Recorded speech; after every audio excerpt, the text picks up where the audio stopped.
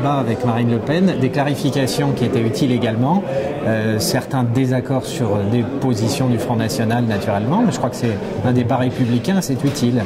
Alors on a beaucoup parlé de questions de financement, ce qui est assez inhabituel côté Front National, donc c'est bien de voir que ces préoccupations sont partagées par tous les partis, y compris très à droite, donc ça c'est quelque chose d'important.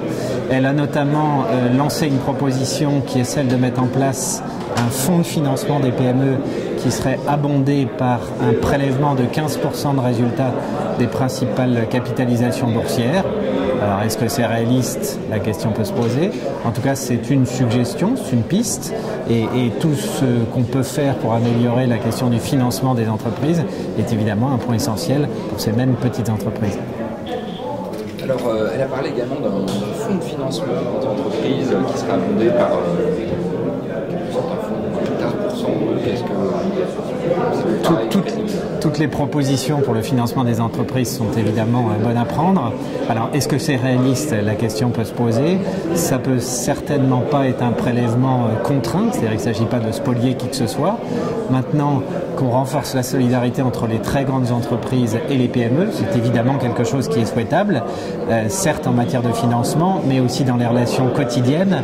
Et nous, ce qu'on réclame très régulièrement côté CGPME, c'est qu'on rétablisse une forme d'équilibre dans la concurrence entre les grandes entreprises et les PME. Il est normal qu'elles s'entraident et c'est l'ensemble de l'économie française qui en profitera demain. Il y a tout de même quelques points de désaccord entre les propositions de Mme Le Pen et la CGPME. Bien sûr, quand Marine Le Pen évoque par exemple la question de donner une priorité sur les emplois disponibles aux Français, pour la CGPME c'est tout simplement une question de cohérence. C'est-à-dire qu'on ne peut pas être à la fois contre les quotas, les pénalités sur les seniors, l'égalité professionnelle, etc. Nous, on est favorable à la liberté du chef d'entreprise et on est favorable à ce que ces chefs d'entreprise puissent embaucher les gens en fonction de leurs compétences. Et donc, on ne souhaite pas que ce soit ni la nationalité, ni la race, ni le sexe. Encore une fois, c'est la compétence qui doit primer. Et embaucher quelqu'un, c'est la responsabilité du chef d'entreprise. Elle s'est exprimée également sur la thématique du MEDEF. J'ai évidemment pas de commentaire à faire sur la différence qu'elle fait entre MEDEF et CGPME.